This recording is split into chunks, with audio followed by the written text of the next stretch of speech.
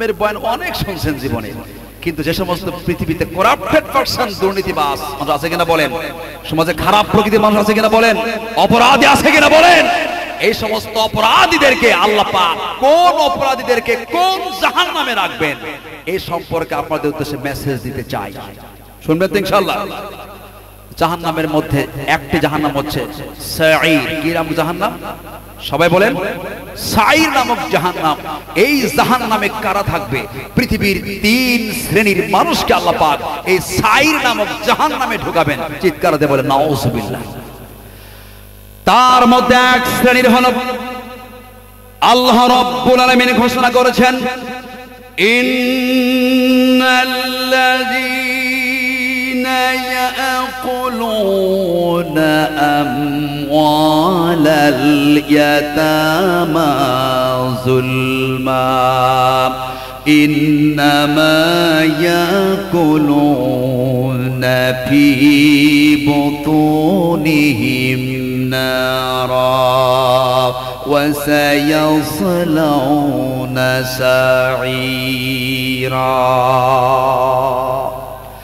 আল্লাহ রাব্বুল আলামিন ঘোষণা করেছেন, ইন্নাল্লাযীনা ইয়াকুলুনা আমওয়ালাল ইয়াতামা, নিশ্চয়ই যারা ইয়াতীম অসহায় গরীব মানুষের সম্পদকে যারা আত্মসাৎ করে ফেলবে, যারা গরিবের সম্পদ যারা দখল করে ফেলবে, আল্লাহ রাব্বুল আলামিন বলেন এই মান আলহামদুলিল্লাহি নাহমাদুহু ওয়া নাস্তাঈনুহু ওয়া নাস্তাগফিরুহু ওয়া নাউযু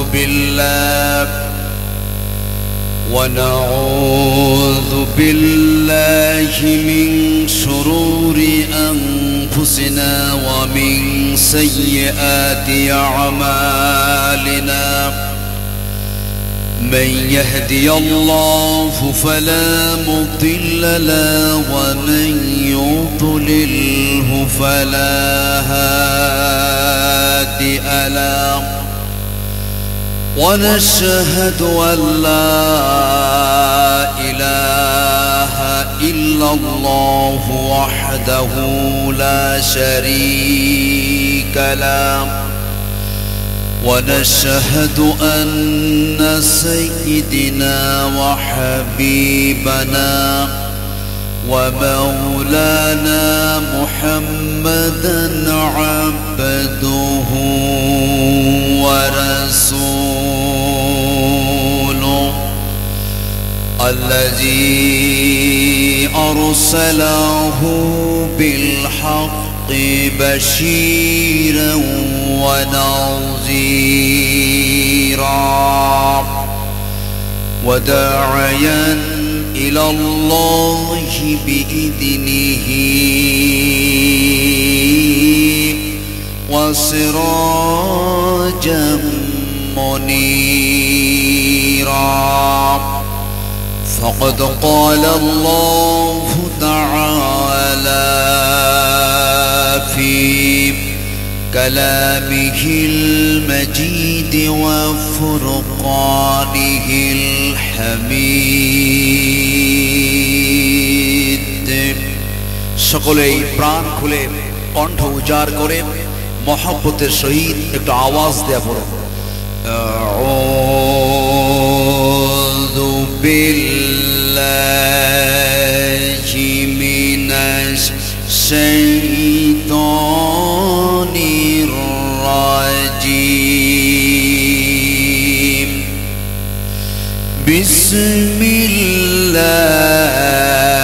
বিসমিল্লাহির রাহমানির রাহিম.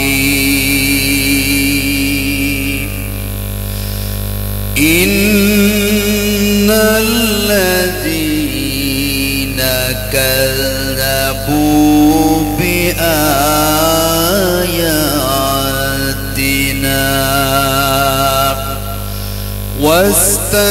واستكبروا عنها لا تفتح لهم أبواب السماء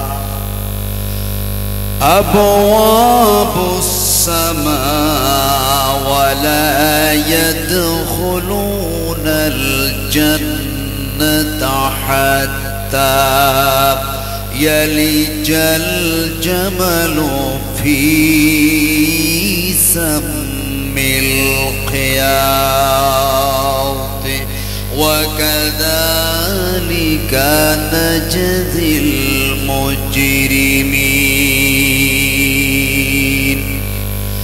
وقال به حدثنا أبو نعيم حدثنا ابن عينة عن الجهري عن عروة عن أسامة رضي الله تعالى عنه قال قال رسول الله صلى الله عليه وسلم على قطوم من العطام فقال هل ترون ما أرى إني أرى الفتن تقع خلال بيوتكم مواقع القطر رواه البخاري.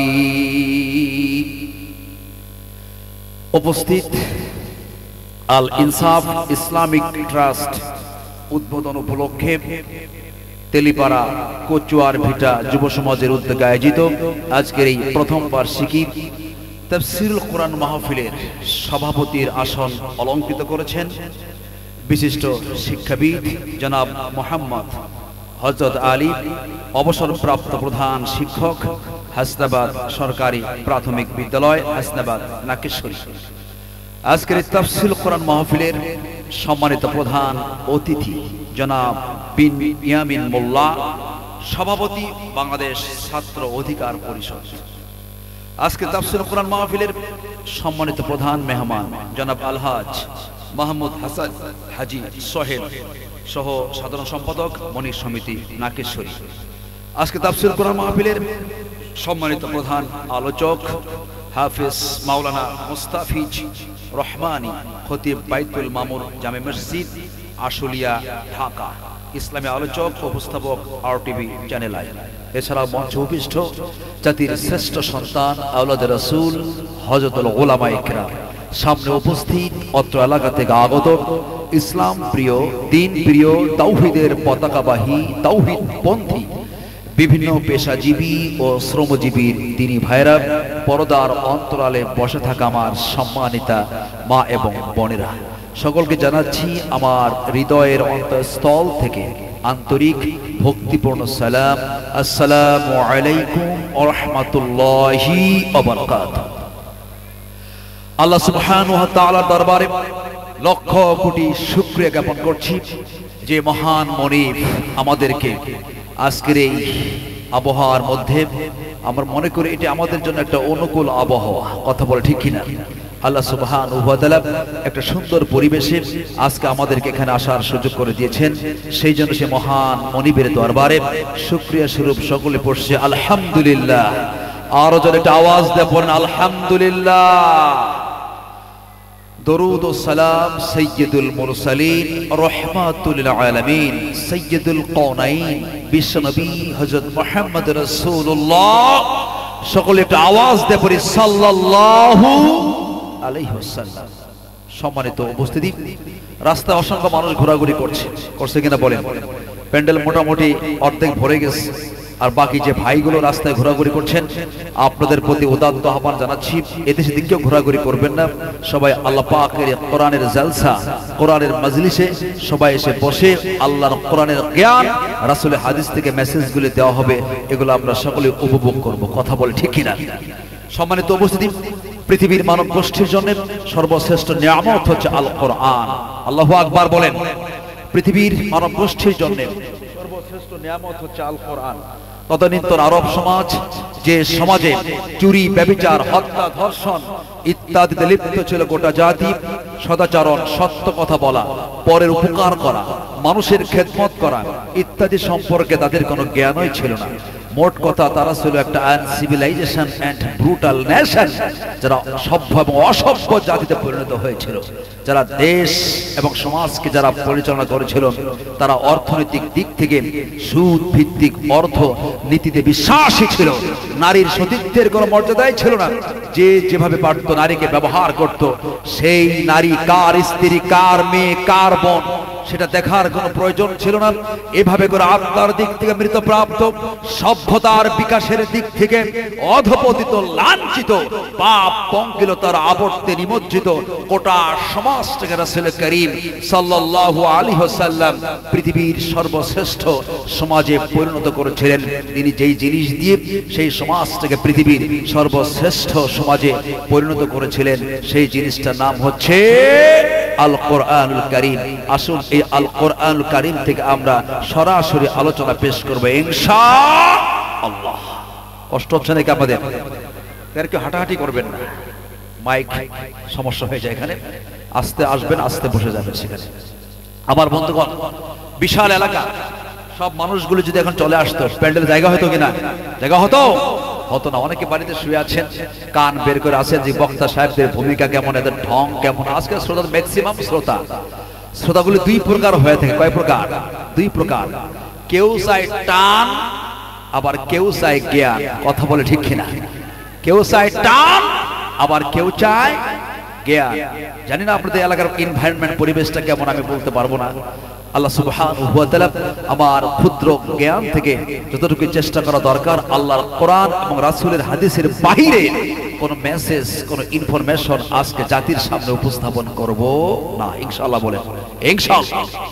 সম্মানিত উপস্থিতি, প্রখ্যাত তাবিঈ, যার কথা না বললেই নয়, তার বাড়ি হচ্ছে সিরিয়ায়। যারা বলেন কোথায় বাড়ি?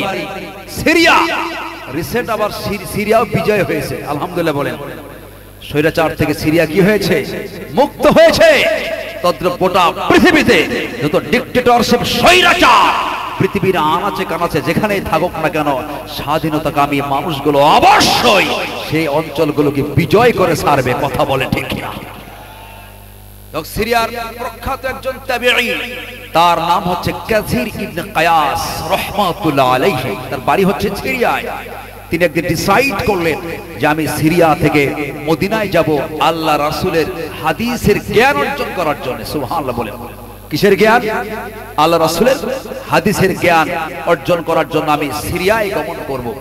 এই প্রখ্যাত তাবিঈ তখন সিরিয়া থেকে মদিনার ডিসটেন্স হচ্ছে, দূরত্ব হচ্ছে 1314 কিলোমিটার। কত কিলোমিটার? 1314 কিলোমিটার পথ পাড়ি দিয়ে প্রখ্যাত তাবিঈ আল্লাহ রাসূলের সেই তৈরি করা মসজিদে নববীতে চলে গেলেন আল্লাহর রাসূলের একটি মাত্র হাদিসের জ্ঞান অর্জন করার জন্য। আল্লাহু আকবার। বলেন কত কিলোমিটার গিয়েছিলেন? কত কিলোমিটার? 1314 কিলোমিটার গিয়েছিলেন। তৎকালীন যুগে কোন প্রকার রেল কমিউনিকেশন ছিল না, বাস কমিউনিকেশন ছিল না, হেলিকপ্টার ছিল না, বিমান ছিল না, কোন যানবাহন ছিল না।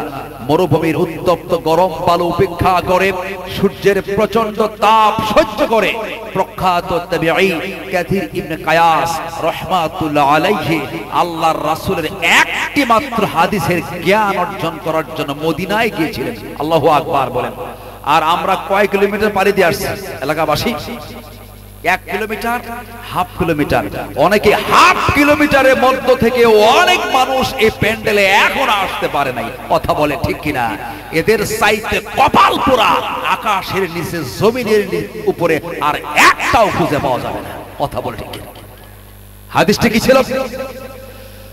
আল্লাহ রাসূল বলেছেন, মান সালাকা তরিকান ইয়ালতামিসু ইলমা সাহালাল্লাহু তরিকান ইলাল জান্নাহ। রাওয়াহু আহমদ। মুসনাদ আহমদের ভিতরে ইমাম আহমদ ইবনে হাম্বল রাহমাতুল্লাহ আলাইহি এই হাদিসটি সেখানে কোট করেছেন। তিনি বলেছেন, আল্লাহ রাসূল বলেছেন, যে মানুষগুলো আল্লাহ রাব্বুল আলামিনের কোরআনুল কারীমের জ্ঞান, আল্লাহ রাব্বুল আলামিনের কোরআনুল কারীমের ইলম, হাদিসের ইলম, জ্ঞান অর্জন করার জন্য কোন জায়গায় অগ্রসর হয়ে যায়, আল্লাহ রাসূল বলেছেন আল্লাহ রাব্বুল আলামিন এই মানুষগুলোর জন্য জান্নাতে যাওয়ার রাস্তাও আল্লাহ সহজ করে দেন। সুবহানাল্লাহ বলেন।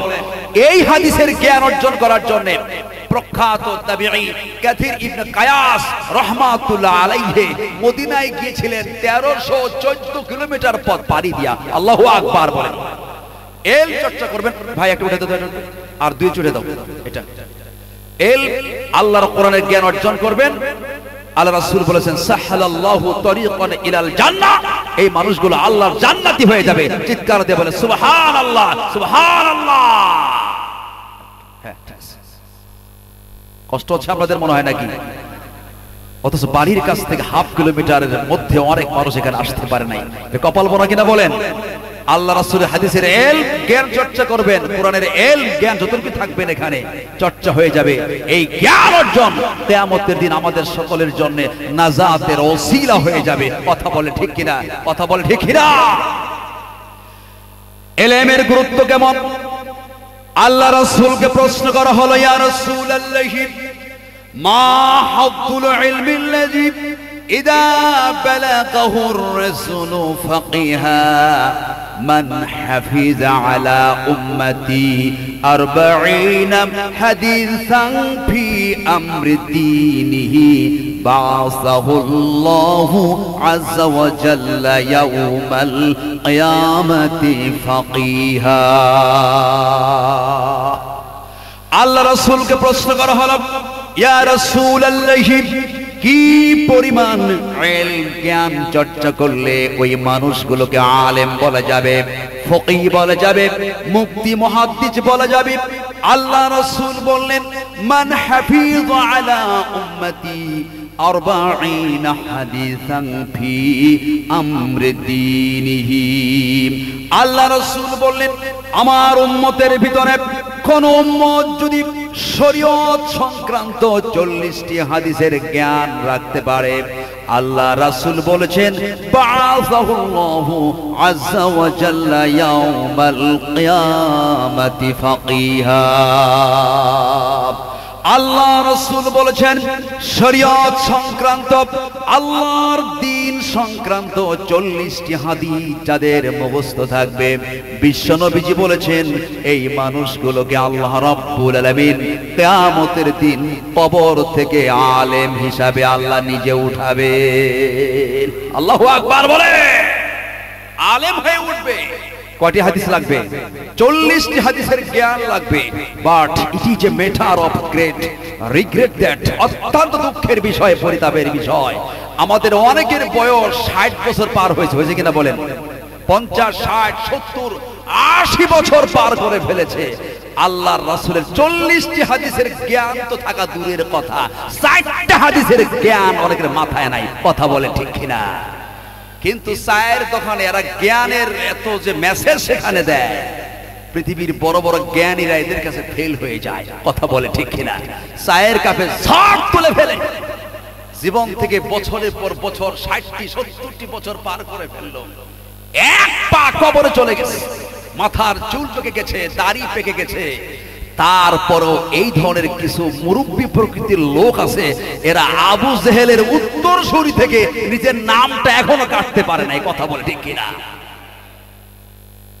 এরা জ্ঞান অর্জন করে না, রাসূলের হাদিস সম্পর্কে জ্ঞান অর্জন করে না। এদের মাথায় পচা বস্তা বোঝা, খালি শুধুমাত্র জ্ঞানহীন কিছু কথাগুলি মাথার মধ্যে জমা করে ফেলেছে। কথা বলে ঠিক কিনা? আল্লাহ সুবহানাহু ওয়া তাআলা তরুণ সমাজকে বলি, জীবনে অনেক সময় বাকি আছে এখনো। আল্লাহ পাক প্রত্যেকটা যুব সমাজকে, প্রত্যেকটা ছাত্রকে যেন আল্লাহ রাসূলের মোটামুটি দ্বীন সংক্রান্ত 40টি হাদিসের জ্ঞান অর্জন না করা পর্যন্ত আল্লাহ পাক আমাদেরকে যেন দুনিয়া থেকে উঠে না নেয়। সকলে আল্লাহুম্মা আমিন। বোঝেন তাহলে জ্ঞানের গুরুত্বটা কত বেশি। কথা বলে ঠিক কিনা? এত জ্ঞানের গুরুত্ব দেওয়া হয়েছে, কিন্তু আমরা সেগুলো করছি না। আমার বন্ধুগণ, আমি পবিত্র কোরআনুল কারীমের সূরা আরাফ এর 40 নম্বর আয়াতে কারিমা উপস্থাপন করেছি। আমাকে বিষয় দেওয়া হয়েছে, আমাকে একটা টাস্ক দেওয়া হয়েছিল এক ভাই আমাকে টাচ দিয়েছেন যে এলাকার, যেহেতু এলাকা গ্রামের অনেক মানুষ রয়েছে, এখানে আপনি আল্লাহর কোরআন থেকে তাফসীর করবেন, পাশাপাশি একটু কিছু কবরেরও একটু মেসেজ দিয়ে। কিসের মেসেজ? কবরের মেসেজ। কিন্তু আমরা এই দীর্ঘ সময় খালি কবরের মেসেজ দিলে পাবলিক কিন্তু অশুনতে চাবে না, কিন্তু আমার আলোচনা মাঝে মাঝে কিছু মেসেজ আপনাদের উদ্দেশ্যে থাকবে। কথা বলে ঠিক কিনা? কষ্ট হবে না তো আপনাদের? কষ্ট হবে না তো? আমি পবিত্র কোরআনুল কারীমের সূরা আরাফের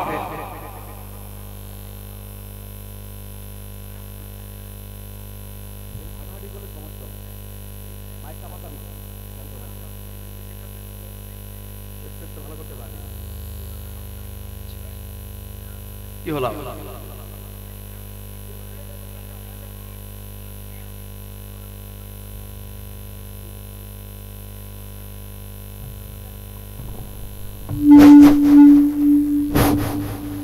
একটি বিশেষ ঘোষণা, আপনারা যারা মোটরসাইকেলগুলো রাস্তার মধ্যে রেখেছেন, লোকজনের যাতায়াতের ভীষণ কষ্ট হচ্ছে, আপনারা অনুগ্রহপূর্বক মঞ্চের দক্ষিণ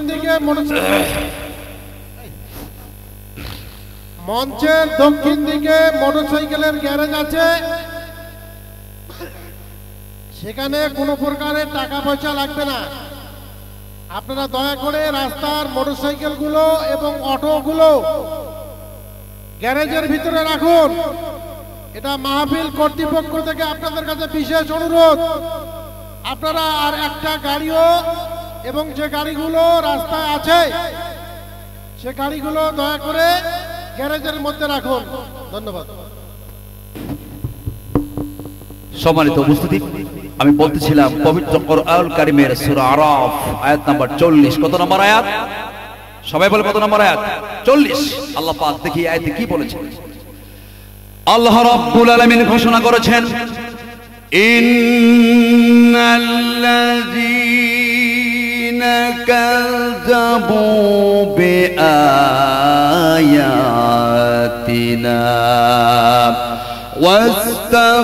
واستكبروا عنها لا تفتح لهم أبواب السماء।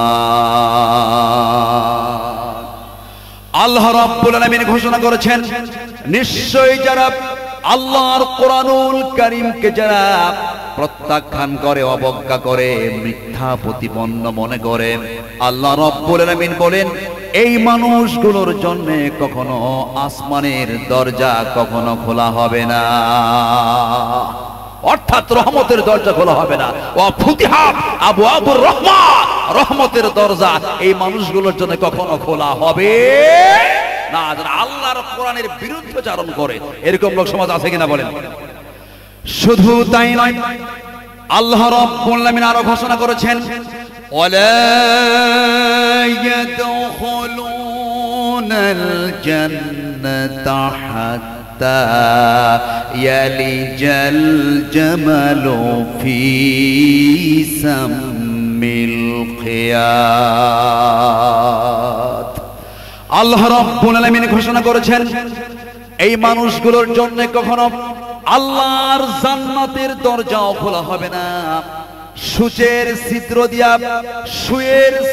দিয়া যেমন করে উট ঢুকানো অসম্ভব, তদ্রূপ আল্লাহর কোরআনুল কারীমের বিরুদ্ধাচরণকারী মানুষগুলোকেও আল্লাহর জান্নাতে ঢুকানো অসম্ভব।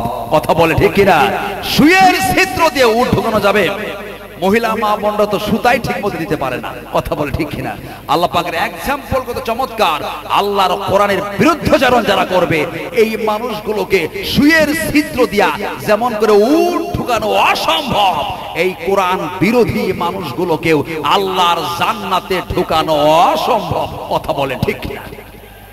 আমার বন্ধুগণ, আমি জান্নাতের আলোচনা করব না আজকে এখানে, জাহান্নামের শাস্তি কি হবে সেটার আলোচনা করব না, কারণ আমার চাইতে আপনারা জান্নাত কি জাহান্নামের কি শাস্তি হবে আমার চাইতে মাইকের মধ্যে আপনারা আরো ভালো আলোচনা করতে পারবেন। কথা বলে ঠিক কিনা? এটা আমি বিশ্বাস করি।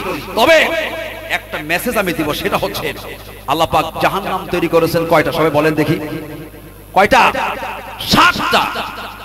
এই কোন অপরাধের কারণে, কোন অপরাধীকে আল্লাহ পাক কোন জাহান্নামে রাখবেন সেই বিষয়ে একটি তথ্য আপনাদেরকে দিতে চাই। কষ্ট হবে না আপনাদের?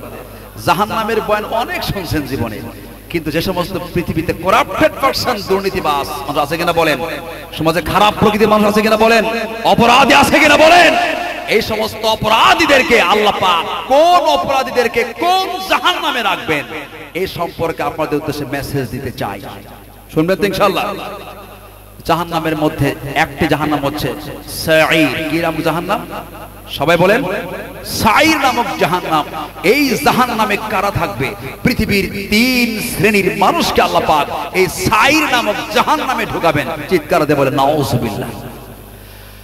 তার মধ্যে এক শ্রেণীর হলো আল্লাহ রাব্বুল আলামিন ঘোষণা করেছেন, ইন্নাল্লাযীনা ইয়াকুলুনা আমওয়ালাল ইয়াতামা যুলমা ইন্নামা ইয়াকুলুনা ফী বুতুনিহিম নারা ওয়া সায়াসলাউনা সাঈরা।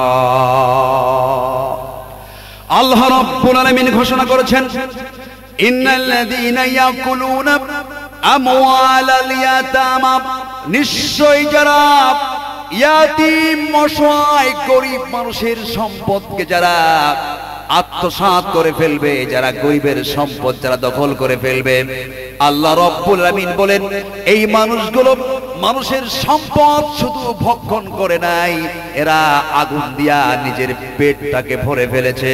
আল্লাহ রাব্বুল আলামিন বলেন ওয়াসায়াসলাউনা সাঈরা। দ্রুত ট্রাইব্যুনাল গঠন করে আল্লাহ রাব্বুল আলামিন এই অপরাধীগুলোকে দ্রুত বিচার নিষ্পত্তি করে আল্লাহ রাব্বুল আলামিন এদেরকে সাঈর নামক জাহান্নাম দেবেন। এরকম লোক সমাজ আছে কিনা বলেন? আছে কিনা বলেন? মানুষের সম্পদ, অসহায় দুর্বল প্রকৃতির মানুষদেরকে ঠকিয়ে এদের সম্পদ সমাজের কিছু প্রভাবশালী ব্যক্তিরা ক্ষমতার দাপট, মাসেল পাওয়ার, পেশি শক্তির প্রভাব খাটিয়ে দুর্বল অসহায় মানুষদের সম্পদ এরা আত্মসাৎ করে। কথা বলে ঠিক কিনা?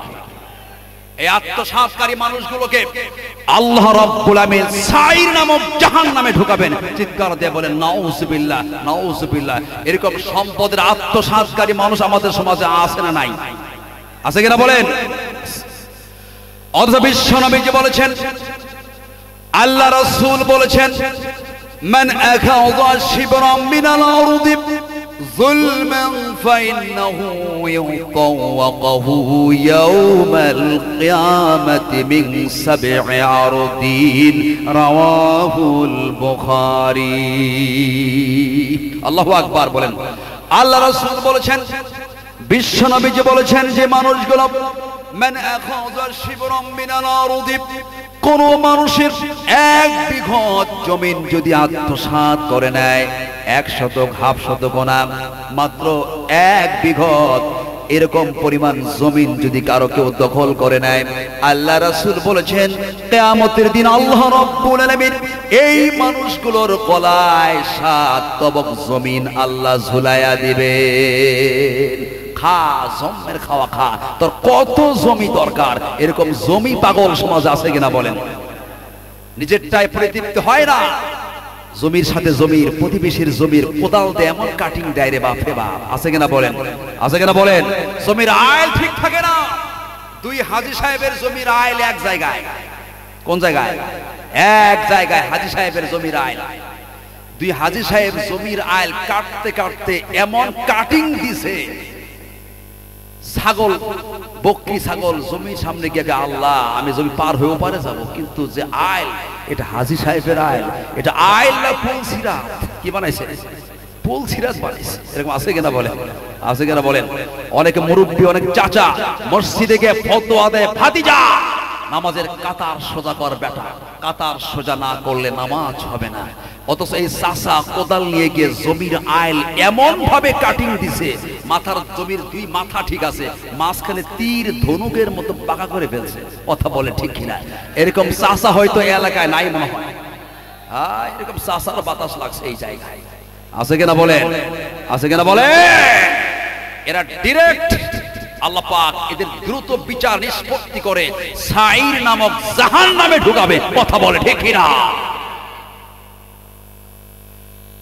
এরপর আল্লাহ রাব্বুল আলামিন বলেছেন দ্বিতীয় আর এক প্রকৃতির মানুষ সাঈর নামক জাহান্নামে থাকবে। বাল কাযাবু বিস-সাআতি ওয়া আতাতনা লিমান কাযাবা বিস-সাআতি সাঈরা। আল্লাহু আকবার বলেন।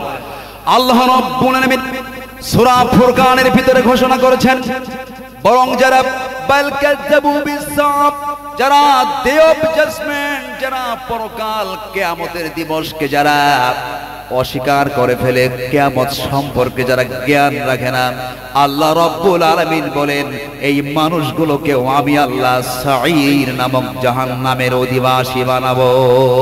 এরকম পৃথিবীতে আছে কিনা বলেন? আমরা দুনিয়া আসছি, মরার কোনো চিন্তা ভাবনাই নাই। আছে কিনা বলেন? আল্লাহ কোরআনে বলছেন পৃথিবীতে এমন কিছু মানুষ রয়েছে এদেরকে হাজার বছর হায়াত তারা প্রত্যাশা করে। করে কিনা বলেন? আল্লাহ পৃথিবীতে সারা জীবন যে বাঁচতে পারতাম। আছে কিনা বলেন? আছে কিনা বলেন? 70, 80, 100 বছর বাঁচছে, তারপর দুনিয়ার মায়া মহব্বত আমরা ছাড়তে পারি না। কিয়ামত, পরকাল, দ্য ডে অফ জাজমেন্ট, কিয়ামত সম্পর্কে আমরা একেবারে জ্ঞান রাখি না। কথা বলে ঠিক কিনা? এই মানুষগুলোকে আল্লাহ পাক সাঈর নামক জাহান্নামে ঢুকাবেন। আর এক প্রকার মানুষ যাবে, আল্লাহ রাব্বুল আলামিন ঘোষণা করেছেন ক্বালু লাউ কুন্না নাসমাউ আও নাকিলু মা কুন্না ফি আসহাবিস সাঈর। ওই কিয়ামতের দিনে এক শ্রেণী মানুষ বলবে আল্লাহর আমরা যদি তাদের কথাগুলি শুনতাম, মেনে নিতাম, দুনিয়ার জীবনে কত আলেম ওলামা, মসজিদের খতিব ইমাম সাহেবরা, হাফেজ কোরআনরা আমাদেরকে জান্নাতের কথা শুনিয়েছে, জাহান্নামের ভয় দেখিয়েছে, তাদের কথাগুলি না শোনার কারণে আজকে আমরা সাঈর নামক জাহান্নামের অধিবাসী হয়ে গেলাম। এই যে কথা বলতেছে অনেকে মনোযোগ দিবে না। কথা বলো ঠিক কিনা? মনোযোগ সহকারে আলেম ওলামা, মুফতি, খতিব, মসজিদের খতিব এদের বয়ান মনোযোগ সহকারে না শোনার কারণে, গুরুত্ব না দেওয়ার কারণে এই মানুষগুলোকেও আল্লাহ পাক সাঈর নামক জাহান্নামে ঢোকাবেন। চিৎকার দিয়ে বলেন নাউজুবিল্লাহ, নাউজুবিল্লাহ। ওয়াজ বুঝতেছেন আপনারা? জীবন বহুত ওয়াজ শুনছেন আপনারা, আমার সাথে ভালো ওয়াজ করতে পারবেন। আমি কিছু পয়েন্ট আপনাদের দিতে চাচ্ছি। সাঈর নামক জাহান্নাম গেল। এবার নাম্বার 2 সাকার। সাকার নামক জাহান্নামে কারা থাকবে? সাকার। সাকার নামক জাহান্নামে পৃথিবীর 4 প্রকার মানুষ থাকবে। কয় প্রকার? কয় প্রকার? 4 প্রকার। তার আগে সাকারের পরিচয় আল্লাহ পাক কোরআনে দিয়েছেন। আল্লাহ রাব্বুল আলামিন ঘোষণা করেছেন ওয়ামা আদরাকা মা সাকার লা তুবকি ওয়ালা তাযার লাওয়াহাতুল লিল বাশার আলাইহা 19। আল্লাহু আকবার বলেন। আল্লাহ রাব্বুল আলামিন বলেছেন ও নবী তুমি কি জানো সাকার কি? সাকার হলো এমন একটি জাহান্নাম যেখানে মানুষের চামড়াকে ঝলসিয়ে দেওয়া হবে। আর ওই সাকার নামক জাহান্নামকে পরিচালনা করার জন্য আমি রব্বুল আলামিন সেখানে 19 জন ফেরেশতাকে আমি আল্লাহ নিয়োগ দিয়েছি। কতজন ফেরেশতা এমপ্লয়মেন্ট করা হয়েছে? 19 জন ফেরেশতা সাকার নামক জাহান্নামকে কন্ট্রোল করার জন্য আল্লাহ পাক 19 জন ফেরেশতাকে এমপ্লয়মেন্ট করেছেন। আল্লাহু আকবার বলেন। যে 19 জন ফেরেশতাকে পৃথিবীর কোন প্রকার ধনী মানুষ, পৃথিবীর রাষ্ট্রনায়ক যদি বলে আয় ফেরেশতা আমি পৃথিবীর অমুক রাষ্ট্রের রাষ্ট্রপ্রধান ছিলাম, আমি তোমাকে কিছু ঘুষ দিলাম, তুমি আমাকে এই ঘুষ নিয়া জাহান্নাম থেকে মুক্তিতে জান্নাতে ঢুকায় দাও। ফেরেশতা ঘুষ খাবে নাকি? ঘুষ খাবে? আল্লাহ পাক সেখানে 19 জন অফিসার, অনেস্ট ফেরেশতা আল্লাহ পাক এমপ্লয়মেন্ট করেছেন। দুনিয়ার জীবনে মামা খালু দিয়া, ঘুষ দিয়া আপনি অনেক কিছু পার করতে পারবেন, কিন্তু কিয়ামতের দিন ওই ফেরেশতাগুলোকে ঘুষ দিয়া পার পাওয়ার কোনো সুযোগ নাই। কথা বলে ঠিক কিনা? এবার আসি, এই সাকার নামক জাহান্নামে পৃথিবীর 4 প্রকার মানুষ থাকবে। কয় প্রকার? কয় প্রকার? আল্লাহ রাব্বুল আলামিন কোরআনে ঘোষণা করেছেন, ক্বালু লাম নাকু মিনাল মুসাল্লিন ওয়া লাম নাকু নুতঈমুল মিসকিন ওয়া কুন্না নাখুদু মা'আল খাওয়িদিন ওয়া কুন্না নুকাযযিবু বিয়াউমিদ্দিন। আল্লাহ রাব্বুল আলামিন ঘোষণা করেছেন, এই সাকার নামক জাহান্নামের ভিতরে পৃথিবীর 4 শ্রেণী মানুষ থাকবে। তার মধ্যে এক শ্রেণীর হলো ক্বালু লাম নাকু মিনাল মুসাল্লিন, আমরা পৃথিবীর জমিনে নামাজ আদায়কারীদের অন্তর্ভুক্ত ছিলাম না। অর্থাৎ প্রত্যেকটা বেনামাজিকে আল্লাহ পাক সাকার নামক জাহান্নামে ঢোকাবেন। চিৎকার দিয়ে বলেন নাউযুবিল্লাহ। বেনামাজি আছে কিনা বলেন? অথবা বিশ্ব নবীজি বলেছেন, মা সাল্লাস সুবহা ফাহুয়া ফি যিম্মাতিল্লাহি ফালা ইউতবিআন্নাকুমুল্লাহু আযজা ওয়া জাল্লা, রাওয়াহু তিরমিজি শরীফের ভিতরে এসেছে, আল্লাহ রাসূল বলেছেন, যেই মানুষগুলো ফজরের নামাজ দিয়া দিনের কর্মসূচি শুরু করে দেয়, আল্লাহর হাবিব বলেছেন এই মানুষগুলো আল্লাহর জিম্মায় চলে যায়। ফজরের নামাজ দিয়ে দিনের কাজ শুরু করে দিয়েছে। যেই মা, যেই বোন, যেই ভাই, যেই বাবা দিনের শুরুটা শুরু করেছে কি দিয়ে? ফজরের নামাজ দিয়ে। আল্লাহ রাসূল বলেছেন এই মানুষগুলো আল্লাহর জিম্মায় থাকে। সুবহানাল্লাহ বলেন। আল্লাহর জিম্মায় থাকা অবস্থায় যদি এদের মৃত্যু হয়ে যায়, এরা আল্লাহর জান্নাতি হবে। আল্লাহু আকবার বলেন। কিন্তু ফজরে মানুষ পাওয়া যায় মসজিদে, মুসল্লি দিন কমে কিনা বলেন? যুব সমাজকে বলি, এরা তো সকাল 10টা 12টা পর্যন্ত ঘুম পারে। কথা বলে ঠিক কিনা? ঘুম পারে কিনা বলেন? সারা রাত সন্তান যেই বয়সে যেই জিনিস দরকার নাই, অনেক কপাল পোড়া সেই জিনিস নিজের সন্তানকে কিনে দিয়েছে। কথা বলে ঠিক কিনা? 5 এ পড়ে, 6 এ পড়ে, আমরা যে মোবাইল ব্যবহার করি এর চাইতে দামি মোবাইল 6 এর ছাত্রদের হাতে পাওয়া যায়। কথা বলে ঠিক কিনা? আরে বাবা, আপনার সন্তান যেই বয়সে যেটা প্রয়োজন আপনি সেটা দিয়ে ফেললেন। সারা রাত এই ছেলে মেয়েগুলি সারা রাত দরজা জানালা বন্ধ করে দিয়া, কম্বলের তল দিয়া সারা রাত বয়ফ্রেন্ড গার্লফ্রেন্ডের সাথে চ্যাটিং করছে, ইটিং করছে, রাতেই কম্বলের নিচে ফিডিং হয়ে যাইতেছে। কথা বলে ঠিক কিনা? ঘুম থেকে উঠে দুপুর 12টায় পিতামাতা মনে করে আমার সন্তান লেখাপড়া করতে করতে সারা রাত শেষ করে ফেলেছে। আপনার সন্তান যে কি লেখাপড়া করছে এটা আল্লাহ ছাড়া আর তার বয়ফ্রেন্ড গার্লফ্রেন্ড ছাড়া পৃথিবীর আর কেউ জানে না। কথা বলেন ঠিক কিনা? সকালে ঘুম থেকে উঠে বিশ্বনবীর দরবারে বলা হলো, ইয়া রাসূলুল্লাহ, ওই যে লোকটি আজকে সকালে উঠে নাই, দেরিতে উঠেছে, নামাজও পড়ে নাই। আগে বলতেছে আমার রাসূলকে বলা হলো দেরিতে উঠেছে। আমার রাসূল সহিহুল বুখারীতে হাদিসটি আসছে, আমার রাসূল বললেন, রাজুলুন নামা লাইলাহু হাত্তা আসবাহা জাকা রাজুলুন বালা শাইতানু ফি উজুনাইহি আও ক্বালা ফি উজুনিহি, রাওয়াহুল বুখারী। আল্লাহু আকবার বলেন। আমার রাসূল বললেন এই লোকটা সকালে না ওঠার কারণ হলো শয়তান এর কানের মধ্যে এমন পেশাব করছে। কি করছে? এমন কানের মধ্যে পেশাব করে দিয়েছে। এই পেশাবের কারণে এই লোকটা সকালে উঠতে পারে নাই। দেখবেন যেই মানুষগুলো সকাল বেলায় ঘুম থেকে উঠে নাই, সালাতও পড়ে নাই, ইবলিস শয়তান এদের কানের মধ্যে এমন পেশাব করছে, এই পেশাবের কারণে এদের ঘুম ভাঙে না। কষ্ট পাইতেছেন আপনারা মনে হয়? রাসূল হাদিস বাংলা সাহিত্যে একটি কবিতা পড়েছিলাম, আমাদের জাতীয় কবি কাজী নজরুল ইসলাম বলেছেন, কোন মানুষ যদি কোনো ওয়ারিসকে ঠকায়, কোন চাচা যদি ভাতিজাকে ঠকায়, মামা যদি ভাগিনাকে ঠকায়, কোন বাবাও যদি সন্তানদের মধ্যে সম্পদের বৈষম্য করে দিয়ে যায়, আল্লাহ রাসূল বলেছেন আল্লাহ রাব্বুল আলামিন এই মানুষগুলোর নামটা জান্নাতের ওয়ারিস থেকে আল্লাহ নিজে দায়িত্ব নিয়ে এদের নাম আল্লাহ কেটে দিবে, এরা কোনোদিন আল্লাহর জান্নাতি হতে পারবে না। এরকম বাবা সমাজ আছে কিনা বলেন, ভাই সমাজ আছে কিনা বলেন, চাচা আছে কিনা বলেন। এবার আর একটি হাদিস শোনাবো আপনাকে।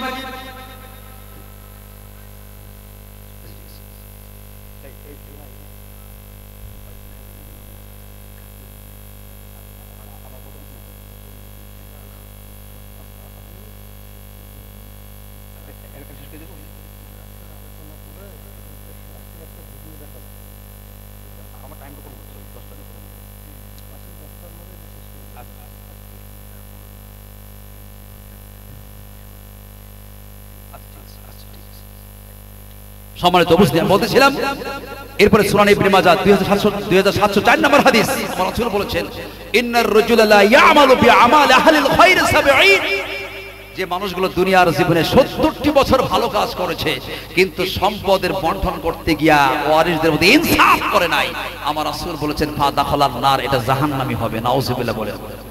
ইন্নার রাজুলা লা ইয়ামালু বিআমালি আহলিশ শাররি 70 সানাতান ফা ইয়াদুলু আলাইহি, আল্লাহ রাসূল বলেছেন কিন্তু যে মানুষগুলো সারাটি জীবন 70টি বছর খারাপ কাজ করেছে, ভালো কাজ করতে পারে নাই, কিন্তু ইনসাফ যদি করতে পারে, আমার রাসূল বলেছেন ইনসাফ করার কারণে আল্লাহ পাক তার 70 বছরে খারাপ কাজকে ক্ষমা করে দিয়া ফা দাখালাল জান্নাহ, এর আল্লাহর জান্নাতি হবে। চিৎকার দিয়ে বলে সুবহানাল্লাহ, সুবহানাল্লাহ।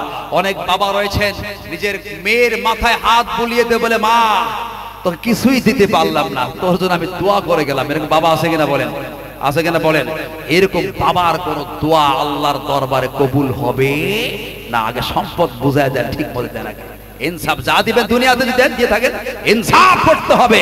এই বাবার দোয়া কবুল তো দূরের কথা, এদের কোন হজ মক্কা তো বহুদূর, বাংলাদেশের হাজি ক্যাম্প পর্যন্ত এদের হজ যাবে না। কথা বলে ঠিক কিনা? কেন সে কলিজার টুকরা মেয়েকে ঠকিয়েছে, অনেক সন্তানকে ঠকিয়েছে। এরকম বাবা সমাজ আছে কিনা বলেন, আছে কিনা বলেন। এই বাবাগুলির কারণে আজকে সমাজে অনেক অশান্তিও সৃষ্টি হয়ে যায়। আবার ভালো বাবাও কিন্তু সমাজে আছে, অবাধ্য সন্তান আছে। সালাসাতু লা ইয়াদখুলুল জান্নাহ আকিবু ওয়ালিদাই ওয়া দায়ুস ওয়া রুজুলাতুন নিসা। আল্লাহু আকবার বলেন। এই পৃথিবীতে 3 শ্রেণী মানুষের জন্য জান্নাত হারাম। পিতামাতার অবাধ্য সন্তান জান্নাতি হবে না।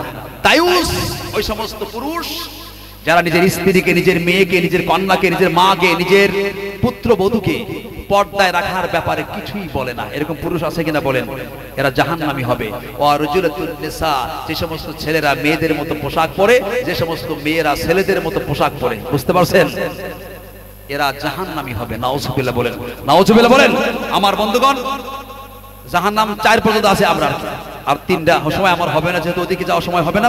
তার আগে আপনারা জানেন এলাকাবাসী কষ্ট করে এই আল ইনসাফ ট্রাস্টকে নিয়ে কিছু বলার কথা বলা হয়েছে। আল ইনসাফ, আমাদের প্রত্যেকের টার্গেট হচ্ছে কি ইনসাফ ভিত্তিক সমাজ প্রতিষ্ঠা। কথা বলে ঠিক কিনা? আজকে উদ্বোধন হবে, আজকে আলহামদুলিল্লাহ বলেন, আলহামদুলিল্লাহ বলেন। ইনসাফ ভিত্তিক সমাজ প্রতিষ্ঠার জন্যই এই পৃথিবীতে আমার রাসূলের শুভ আগমন হয়েছে। আল্লাহু আকবার বলেন। আজকে জাস্টিস, ইনসাফ দরকার। যে সমাজে যত জাস্টিস, ইনসাফ প্রতিষ্ঠা হবে, সেই সমাজের মানুষ তত নিরাপদে থাকবে। কথা বল ঠিক কিনা? আমার রাসূল বলেছেন ক্বালা আহলুল জান্নাতি সালাসাতুম যু সুলতানিম মুকসিতুম মুতাসাদ্দিকুম মুওয়াফাক। আল্লাহু আকবার বলেন। এই পৃথিবীতে 3 শ্রেণীর এমন মানুষ রয়েছে, এরা আল্লাহর জান্নাতি হবে। তার মধ্যে 1 শ্রেণীর হচ্ছে যারা রাষ্ট্রীয় কর্ণধার। আল্লাহু আকবার বলতে পারলেন না? রাষ্ট্রের দায়িত্বে যারা নিয়োজিত আছে, কিন্তু এদের মধ্যে যদি ইনসাফ থাকে, জাস্টিস থাকে, ন্যায় বিচার থাকে, এরা অবশ্যই আল্লাহর জান্নাতি হবে। কথা বলেন ঠিক কিনা? কিন্তু এরকম লোকের সংখ্যা কিন্তু সমাজে কম, যারা ইনজাস্টিস করে, বোতল যে যত বেশি খাইতে পারে, এগুলোই হয় সমাজের লিডার। কথা বলেন ঠিক কিনা? আল্লাহ সুবহানাহু ওয়া তাআলা ইনসাফ ট্রাস্ট এই ইনসাফ ট্রাস্টের অধীনে কিন্তু এলাকায় অনেক আর্ত মানবতার সেবায় গরিব অসহায়দেরকে দেওয়া হয় না, গরিব অসহায় আর্ত মানবতার সেবায়, যেমন ধরুন অনেক গরিব মানুষ রয়েছে তার কন্যা সন্তানকে বিয়ে দিবে, আছে কিনা বলেন? এত কন্যা দায়গ্রস্ত পিতা অসহায় বাবা বিশাল অ্যামাউন্ট টাকা খরচ করে দিতে পারছে না, আপনারা সহযোগিতা করবেন, এই ইনসাফ ট্রাস্টকে সহযোগিতা করবেন, এখানে সুষ্ঠুভাবে সম্পদের সুষম বন্টন হবে। আপনারা যা দিবেন এখান থেকেই কিছু কন্যা দায়গ্রস্ত পিতা রয়েছেন, গরিব মেয়ে রয়েছে, বিবাহের ক্ষেত্রে ব্যবহার করা হবে। এরপর সমাজে অনেক অবহেলিত মানুষ রয়েছে, অনেক কঠিন রোগে রোগী আছে কিনা বলেন, রোগী আছে কিনা বলেন, চিকিৎসা সেবা দিতে পারছে না, এরকম তাদেরকে দেওয়া হবে। ছোট শিশু বাচ্চাদের জন্য শিশু কল্যাণ রয়েছে, ছাত্র কল্যাণ রয়েছে, বিভিন্ন জনকল্যাণমূলক কাজ করার উদ্দেশ্য হচ্ছে এই ইনসাফ ট্রাস্টের। বুঝতে পারছেন আপনারা? অতএব এই ইনসাফ ট্রাস্টকে সহযোগিতা করা আমার দরকার আছে কিনা বলেন, আছে কিনা বলেন, আছে কিনা বলেন? আমার বন্ধুগণ দেখেন, একজন জান্নাতি সাহাবী আব্দুর রহমান ইবনে আউফ, কি নাম? আব্দুর রহমান ইবনে আউফ দুনিয়ায় থাকা অবস্থায় জান্নাতের সার্টিফিকেট পেয়েছেন, সুবহানাল্লাহ বলেন। এই আব্দুর রহমান ইবনে আউফ যখন মক্কা থেকে মদিনা হিজরত করেছিলেন, আমার রাসূল সাল্লাল্লাহু আলাইহি সাল্লাম মদিনার আনসার সাহাবীদের সাথে মুহাজির সাহাবীদের একটা বন্ধুত্ব তৈরি করে দিয়েছিলেন। আল্লাহু আকবার বলেন। আমার রাসূল বলে, আনসার সাহাবীরা মদিনা থেকে মক্কা থেকে যারা মদিনা হিজরত করে এসেছে, এরা তোমরা প্রত্যেকে একজন করে সাহাবীর দায়িত্ব নিবে। আল্লাহু আকবার বলেন। বুঝতে পারছেন? বুঝতে পারছেন আপনারা? দায়িত্ব নেবেন। এই মক্কা থেকে মদিনা হিজরত করে আসা প্রখ্যাত সাহাবী আব্দুর রহমান ইবনে আউফের দায়িত্ব পড়ে গেল মদিনায় বসবাসকারী একজন সাহাবীর, তার নাম হচ্ছে ইবনে রাবিয়া। কি নাম? ইবনে রাবিয়া। সে প্রচুর সম্পদের মালিক ছিল। আল্লাহু আকবার বলেন। ইবনে রাবিয়া আব্দুর রহমান ইবনে আউফকে বলল, ভাই আমি অনেক সম্পদের মালিক, আমার অর্ধেক সম্পদ আমি তোমার নামে লিখে দিতে চাই। আল্লাহু আকবার বলেন। অথচ আব্দুর রহমান ইবনে আউফ ইবনে রাবিয়া রাদিয়াল্লাহু তাআলা আনহুর কোন মায়ের পেটের ভাইও ছিল না, ওয়ারিসও ছিল না। একমাত্র ধর্মীয় ভ্রাতৃত্ববোধকে জাগ্রত করার জন্য একজন সাহাবী নিজের অর্ধেক সম্পদ আরেকজন সাহাবীকে তারা লিখে দেওয়ার ব্যাপারেও তারা কুণ্ঠবোধ করতেন। আল্লাহু আকবার বলেন। আব্দুর রহমান ইবনে আউফ বললেন, ইবনে রাবিয়া তোমার কথায় আমি খুব খুশি হয়েছি, আমি তো খালি হাত বানিয়ে এই মদিনায় আগমন করেছি। আব্দুর রহমান ইবনে আউফের কাছে মাত্র 200 থেকে 250 দিরহাম ছিল, মাত্র সামান্য টাকা ছিল, তাই নিয়ে মদিনায় চলে আসেন হিজরত করে।